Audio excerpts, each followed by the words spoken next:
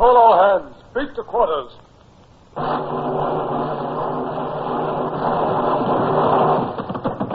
Run out the guns. Stand by the starboard battery.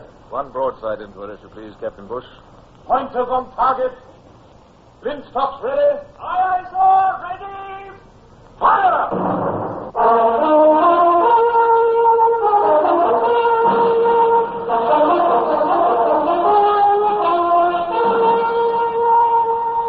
Presenting Michael Redgrave as C.S. Forrester's indomitable man of the sea, Horatio Hornblower.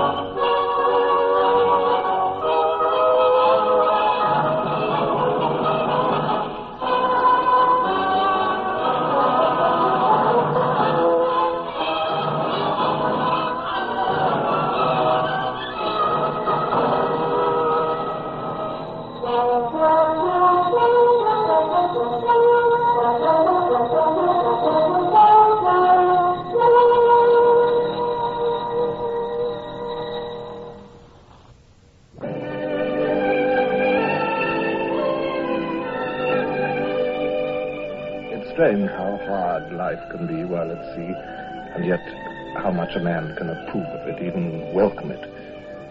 Only several months ago, I'd been a country squire, Sir Horatio Hornblower, in residence with my lovely wife, Lady Barbara. Wearing fashionable clothes, sitting down each mealtime to choice foods, and yet, though my conscience troubles me in saying it, I'd left it all with no trace of regret. And once aboard the Nonsuch, a commodore now, in command of a squadron of 6 vessels, I felt really alive. Not until Brown, my orderly, reminded me that evening off Bornholm, did I realize I hadn't so much as touched the delicacies that Lady Barbara had so thoughtfully provided when we sailed.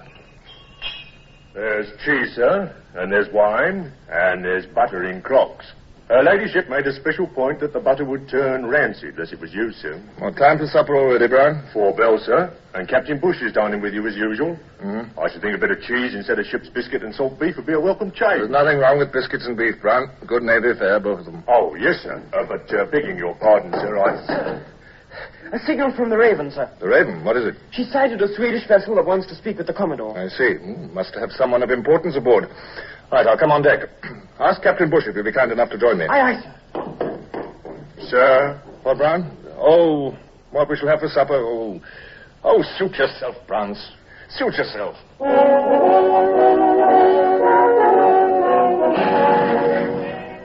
Poor Brown. No sooner had I snapped at him than I regretted being so brusque. Yet how could I bother with food with my mind full of so many concerns? We'd been a month already in the Baltic, with express orders from the Admiralty to make it as uncomfortable as possible for Bonaparte. A show of British strength was needed, definitely. Russia was neutral, but with all Europe in Boney's grasp, Russia's help was desperately important. And what strength had we shown? A few small engagements. It would take more than that to bring the Tsar to side with us against Napoleon.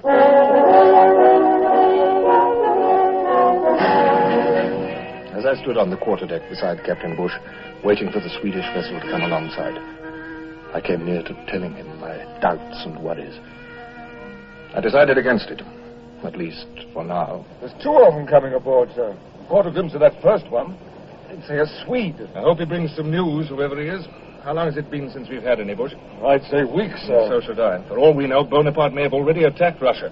Or Russia may have given up without a struggle. Yes, sir. Sir, the second one aboard. If that isn't a British uniform, I'm a starfish. It is, a guard's uniform. A colonel, Bush. A colonel of the guards here in the middle of the Baltic. Aha. Well, at least he knows enough of ceremonial to make sure he salutes our quarterdeck.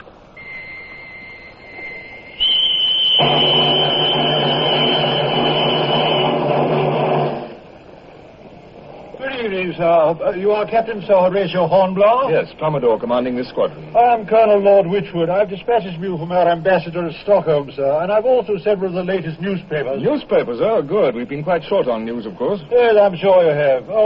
Have you made the acquaintance of Baron Basse? Honored. He's a representative of Sweden. He also has some messages. Well, gentlemen, forgive me. Perhaps the best place for this discussion would be in my cabin. Captain Bush and I were just about to dine. If you'd be good enough to join us. Well, Our table can still boast a few small delicacies. There's cheese, Stilton, I believe, and, O'Brien. Yes, sir. But there's cheddar also, and there's smoked mutton ham and jam, sir. Well, break it out at once, Brown. Lord Wychwood, I notice that these newspapers are in German and Polish. Quite so. You can translate? Aye. Barbarous tongues like that, sir. English good enough for me, sir. And you, Baron? Beg pardon. German I can to some extent, but the Polish, no. Oh, well, we'll manage, Baron. Bush, will you pass the word to my clerk, Sorger, to come to my cabin at 6 bells? He's a Finn, but he's told me that he speaks all the Baltic languages.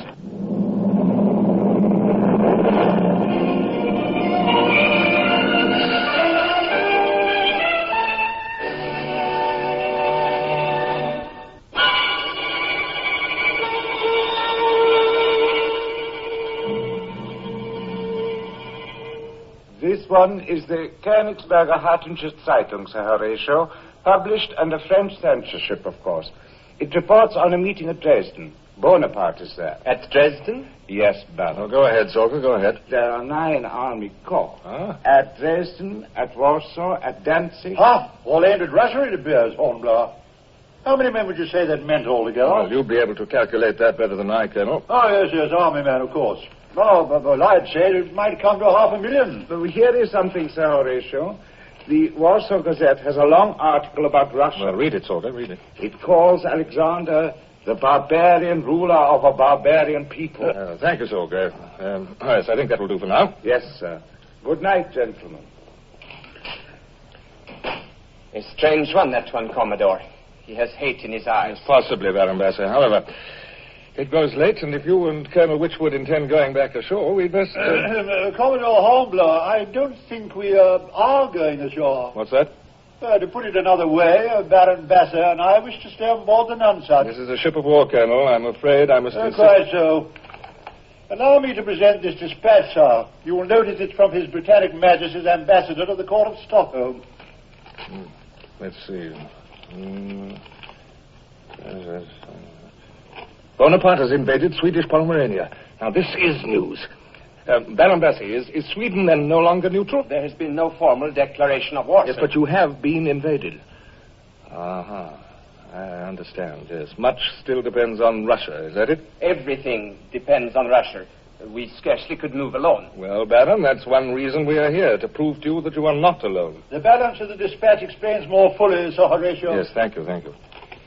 I am directed and required to enable Lord Wychwood to open communication with the Russian government so as to assure His Imperial Majesty the Tsar of the full support by land and sea of British forces in the event of war between Russia and France. I am further directed to make use of any opportunity that may present itself to further better relations with the Russians. Better relations? What's that mean, sir? Diplomatic language, Bush. It means bring young Tsar Alexander into our camp as an ally. Exactly. And by whatever means. It had better be soon. 600,000 of Napoleon's troops massed on our borders.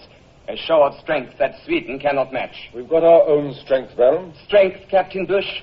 6 British ships. No. Don't look down your nose at him, Basse. Besides, Alexander's a curious fellow. Has a mind of his own, highly emotional. Never know what might influence him one way or the other. Might be anything. No disrespect to His Great Eminence, of course. Well, Commodore? Colonel Wychwood, this dispatch employs the words directed and required. Yes? May I point out that the wording should have been request and advise. An ambassador cannot give orders to a naval officer. Well, I say now... Furthermore, my orders from the Admiralty said nothing about taking part in politics. Politics, sir? Important politics? Sir, what could be more important than to convert Alexander to your cause? I am a naval officer, not a politician. Still... Sir, if I may point out something to you... Yes, no need to point it out, Bush. I know what you're going to say. The very presence of a British squadron well to eastward in the Baltic could have a sizable effect on Alexander. Yes, sir. Gentlemen, I offer you the hospitality of my ship. Captain Bush, will you give orders to alter our course, if you please? Our destination is the Russian port of Kronstadt.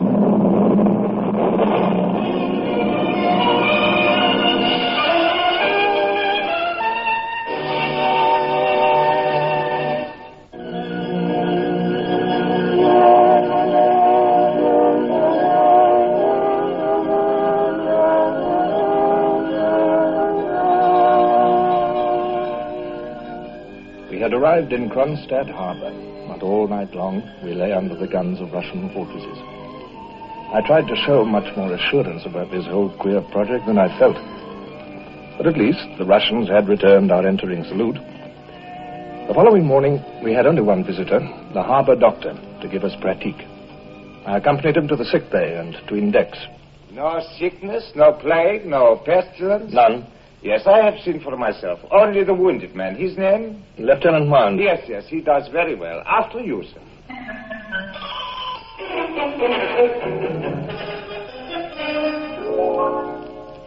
Later that morning, the wind began to flaw. It was very light, changing first from one quarter to another. I had requested Witchwood and the Baron and Bush and one or two of my senior officers to meet me in my cabin. There was much to decide. And one of them, I think it was Lieutenant Adams, gave voice to what we all had on our minds. Changeable, sir. That's what these Russians are. Just like the wind. Exactly why we're here, Mr. Adams. We can do nothing about the weather. We must do something about the Russians. When does His Majesty arrive on board, exactly? Incognito, Baron. Remember, incognito. The Comte de North. His party will arrive at 7 bells. So we'll be taking on water and firewood then. Yes, so we will, Bush. I can give orders to have it put off till tomorrow. You will have to serve an elaborate luncheon, Sir Horatio. What, in mid-afternoon? Oh, absolute. With Russians, there must always be something to eat. The Baron's right, Hornblower. It's their custom always. Oh, very well. We'll offer him something to eat. Why not? Oh, pity that butter of yours has turned rancid. You know what I'd suggest, Hornblower? Send a party ashore, dig up some of that caviar stuff. And sturgeon, or whatever it is, fish. These Ruskies positively dote on fish. Colonel, this is a British ship. But my dear fellow, what's that got to do with it? When in Rome, well, you know the rest of that one. Yes, you must make a considerable impression. Politic, my dear Hornblower. It would be most politic. Shall I put off the water and firewood, sir? No, Bush. No. But how can we take in water and be in a fit state for the Tsar to come aboard, sir? Unless we water the flotilla first? From what I've heard of the Tsar, he's a man of sense. We'll show him the hands at work, that's all. Ship's routine. At work? But, Commodore... Yes, in every quarter of the ship, exactly, Colonel. Between decks, in the rigging, in the sick bay. And as for food, we'll give him what we always have. Ship's biscuit, pea soup, boiled beef. Oh, my dear fellow, but Hornblower, I do believe you must be mad. Offend the Tsar in that manner, and he'll go over to Bonaparte quick as a wink. I beg of you, sir. Ship's biscuit, pea soup, and boiled beef, Lord Witchwood. Now, you've all been recommending that we put on unnatural airs. I don't believe in that kind of dissembling. He wants to see a British ship of war, does he? Very well, then. He shall.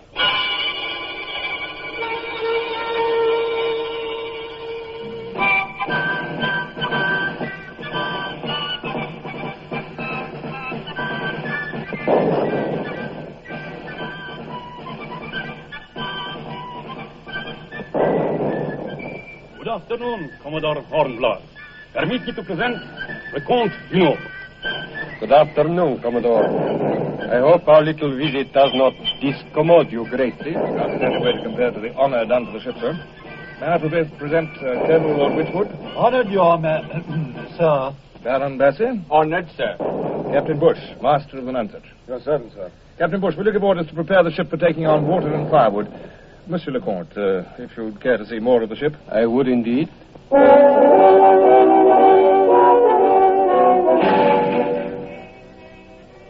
The gun deck, sir. Watch your head, sir. There's very little clearance for a man of your height. So, I observe. We've opened the gun ports to give you a demonstration, sir. Mr. Carlin, if you please. Aye, sir. Battle stations! Hold your back!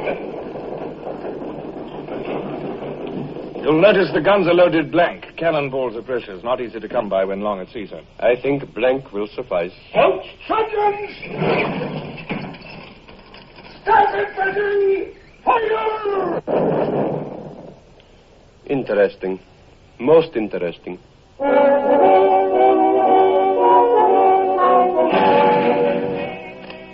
The midshipman's berth, Monsieur le Comte. This? Tiny space? Yes, sir. Commodore, you were once a midshipman yourself? For 4 years, sir. In the British Navy, everyone starts at the bottom.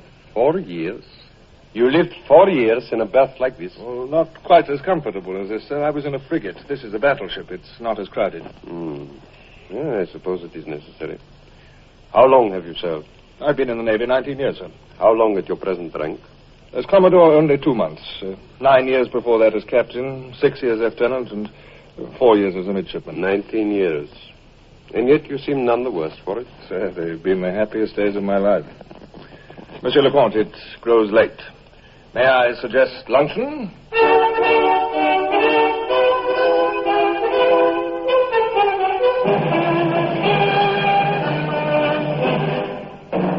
Now that we were seated in my cabin around the table, a wave of doubt swept over me. Real doubt. And then I was certain that what I'd done was utterly wrong. I cursed myself for a headstrong fool. What did an imperial monarch care about life on board a man of war? All he said was incredible, amazing. And then Lieutenant Adams reached for a ship's biscuit. He wrapped it on the table, and I wished with all my soul that I were dead. Why do you do that, sir? Well, I was just, Pray continue, Mr. Adams. We do that, sir, to get rid of the weevils. The weevils? Insect family, sir. He's knocking them out. Yes, that's right, sir. If you tap gently, they come out of their own accord. Well, this way. Do you see, sir? Yes, I see. Captain Bush, will you pass Monsieur Lecomte the biscuit tray? No, thank you. I think not, thank you. Brown, will you serve the soup? Yes, sir. Pea soup, Monsieur Lecomte. In the British Navy, pea soup is a tradition. Pea soup?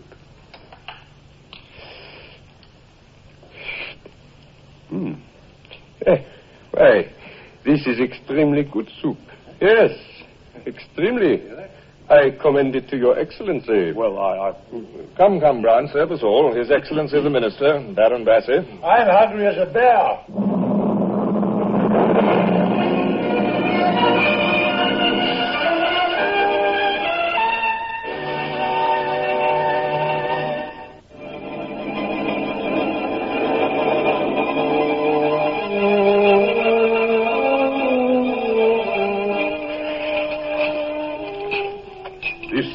Rum is very good.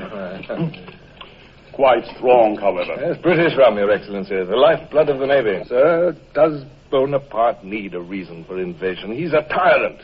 Tyrants make up any excuse or none at all. Now he controls the entire Baltic coast as far as the frontiers of his Imperial Majesty's domain. And now that... Pray continue. Well, I know little of politics, sir. What little you know seems to be most important. Bonaparte has threatened Russia. There are great decisions to be made. I understand that the Prince Bernadotte is meeting with the Tsar at Peterhof. At any moment. Yes, I've heard that too. Sir, Bonaparte's threats are always serious. His methods are always the same. A demand and then another demand. A concession and then another concession. And finally, when the last concession has made his foe too weak by then to resist fully, he marches in and makes an easy conquest. He wishes every nation in bondage to him. You are very eloquent, Commodore. I speak from the heart, sir. I speak for Lord Wychwood and Captain Bush and Lieutenant Adams and Lieutenant Carlin. I speak for every British soul who has fought against this monstrous power. And to what effect have you fought? Britain is still free. Yeah. Britain is striking back. Portugal is free at last. Sicily, too, thanks to England. There is only one way left for Bonaparte to turn. We've closed him in on the south and the west and the north. And all that is left to him is the east. Imperial Russia. You hear, sir? The hour strikes. Gentlemen, may I propose a toast? To the Emperor of all the Russians. Vive l'Empereur! Vive l'Empereur! Gentlemen, another toast. The King of Great Britain. King. If you please, pray, my dear Colonel. Will you refill the glasses? Gentlemen, I give you Commodore Horatio Hornblower and the British Royal Navy. May they join with Mother Russia to defeat the French tyrant. Join with... Oh, sir, to that we all drink. Oh, yes, sir, most heartily.